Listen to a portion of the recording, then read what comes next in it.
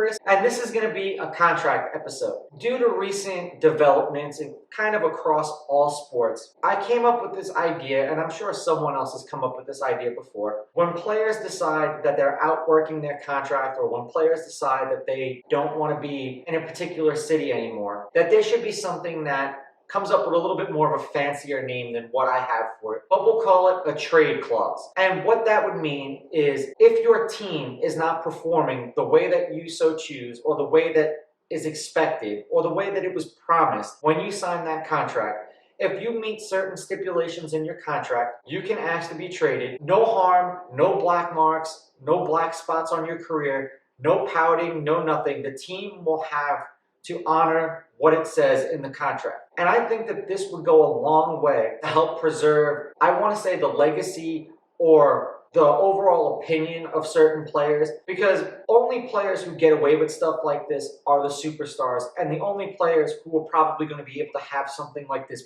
put in their contract would be the superstars. So it would more or less be sort of like how a no trade clause goes in any sport. My thoughts are, and this is kind of universal, so I'll throw out different things from different sports so that we can kind of compare it all. Generally, it would be in a sport like basketball. Points per game, minutes per game, average games that you play, that would determine over the course of however many years that you have to have a minimum number of games, average a certain amount of points, average a certain amount of assists, and average a certain amount of minutes, which I also think would help the league, because then you wouldn't have fully healthy superstars sitting on the bench in games when they're on TV. It looks like a really bad look for the NBA when you have these marquee matchups and the superstars are sitting out.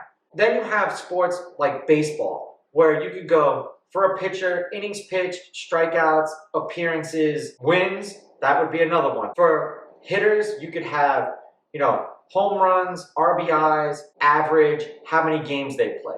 And I honestly believe that how many games they play would be a gigantic factor in all of this, because it would kind of, I don't want to say force, but it would encourage players to want to play and be motivated. Because in certain sports, it seems like players play when they want to play and don't play when they don't want to play. If there was this clause, or even in the NFL, where we really don't see players sitting out as much, but this would also probably help prevent holdouts, where someone says, I played all my games last year, I played over 70% of my snaps, I ran for this many yards, I threw for this many touchdowns, I had this many rushing touchdowns, receiving touchdowns, whatever it may be, the stat for football. Or for the defensive side, I had this many sacks, this many tackles, I wasn't thrown at this percentage of the time. You could factor all of that stuff into a wonderful little analytics machine and come up with a realistic set of numbers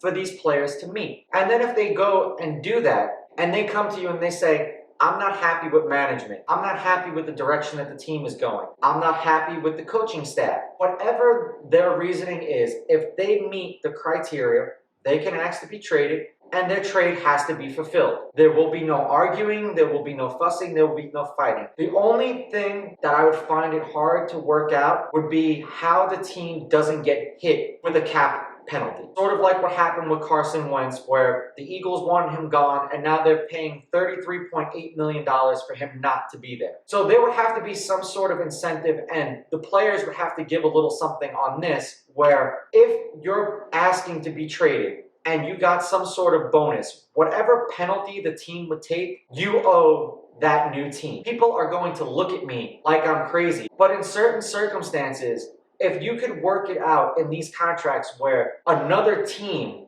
could take on that money, so it's assigned to the player, the cap hit, and then he asks for the trade, and it's going to cost you $20 million against the cap. Now, if he wants gone, he's got to either pay back the $20 million, which I know that he's not going to go for, or the new team that he plays for has to take the $20 million cap hit. I think it would work out for all parties, because then teams wouldn't get stuck with these awful cap predicaments after giving out a contract to someone who doesn't want to be there or isn't worthy of the contract. And this is not me saying that a team can try to dump a player and lose the cap hit because he's not living up to expectations. This is if a player decides that he wants to leave, whatever his cap penalty is, he could take responsibility and be in charge of it.